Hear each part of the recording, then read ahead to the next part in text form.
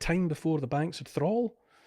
You'd have to be before the banks were given, the Bank of England was given that magical power to create fiat money.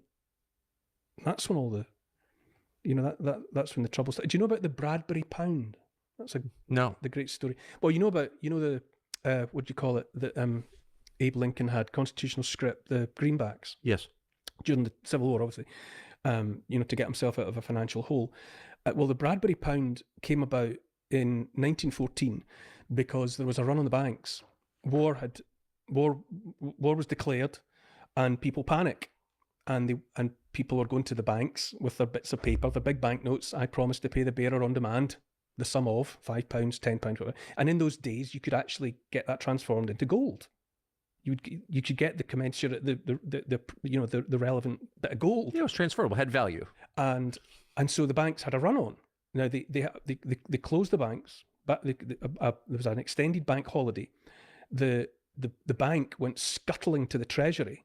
David Lloyd George was the person they sought out. The Treasury, the government, must have had an inkling that it was happening, because within 3 days, legislation was rushed through Parliament. So they must have had something kind of ready to go. And they created Treasury notes. And the first Lord of the Treasury was a man called, I think it was John Bradbury anyway. And he put his signature was on these notes, and their nickname was the Bradbury Pounds. And so the banks reopened. The people were still queuing up, wanting to transfer their bank notes into gold. They were persuaded to take these Treasury notes instead. And people said, well, what's the value of these? And they were debt-free and interest-free, and they were underwritten by the notional value of Britain. Everything that Britain was or is, its creativity, its people, its labour force, its industry, everything. That's what underwrote the Bradbury pound. And for whatever reason, people accepted it. Okay, I'll take these Bradbury pounds. I'll take these Treasury notes, not bank notes, Treasury notes, interest-free, debt-free. And that saved the day. The run on the bank was averted. Now, almost at once, the banks said or realised, we can't have this. This is debt-free, interest-free mode of exchange. What's in it for us? And so very quickly, they went back to the government, said, withdraw these Bradbury pounds. Let's go back to the old days. We'll buy government bonds. We'll give you banknotes. We'll call it 3%. 3% interest, sound fair? The Bradbury pounds were, I think the last one actually didn't come out of circulation until maybe in the late, many years later. I can't remember exactly when the last one came out of circulation. Britain's national debt in 1914, before the war, was about £650 million. By 1918, it was 7.5 billion, because the bankers had regained control. But for a moment, with the advent of this debt-free, interest-free Treasury note underwritten by the notional or real value of Britain, there was a currency went out into general circulation that could have changed everything.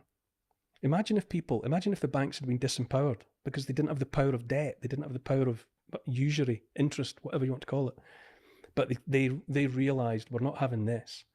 So having been got out of the hole of the run on the gold, the Bradbury pounds were taken away. Nobody noticed. There's a war on, and the national debt that began its cycling upwards. Could crypto be a Bradbury pound?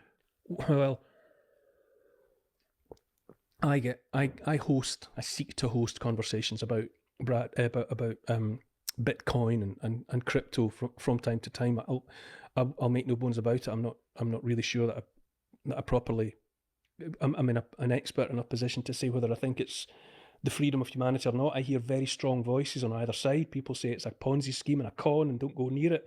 Other people say, no, this is the foundation upon which we will rebuild society. And somewhere between those two polar extremes must lie the truth. I think there are elements about it. Distributed ledger, blockchain.